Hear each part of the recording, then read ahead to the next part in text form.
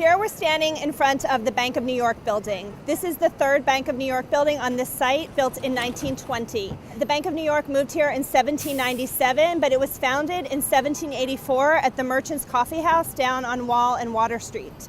And one of the main founders and the director of the Bank of New York was, of course, Alexander Hamilton. So this is really considered Hamilton's bank. And Hamilton and his fellow founders of the Bank of New York believed that banks were very important for commerce. And in order to have commercial expansion in the new nation, you needed to have banks that could loan money, just like you needed to have insurance companies that could insure ships.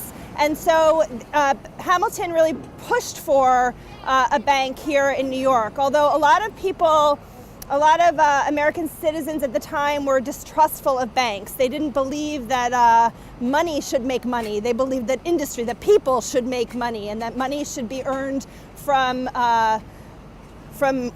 people's work and from labor, and not from trading money or from loaning money or from interest.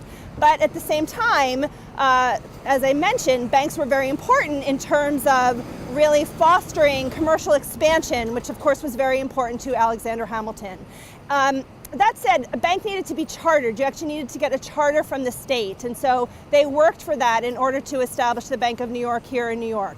And each state had its own bank. And so it made sense, and it was almost inevitable that the Bank of New York would be created. But not long after that, Aaron Burr and another group associated with him also wanted to start a bank, and the state was not really eager to charter another bank.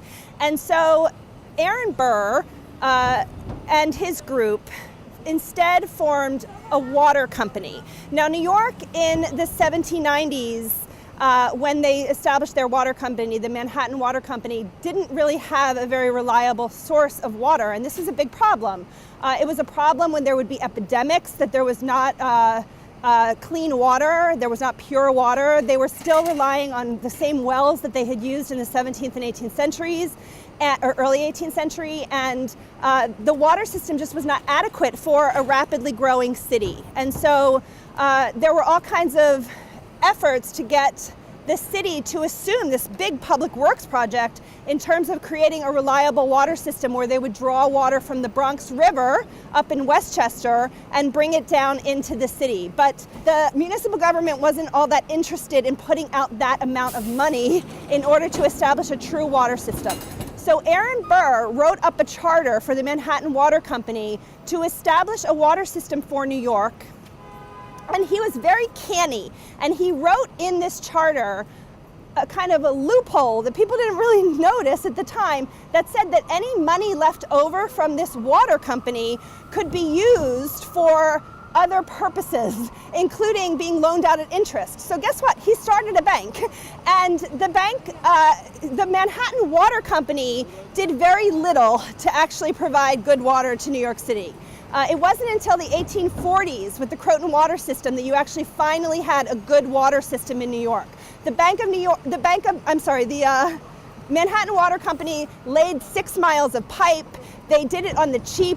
Instead of using iron pipes, they used hollow logs that were not very hardy or stable, and they had a reservoir that only could hold about 100,000 gallons of water instead of the 3 million gallons that they needed in New York a day.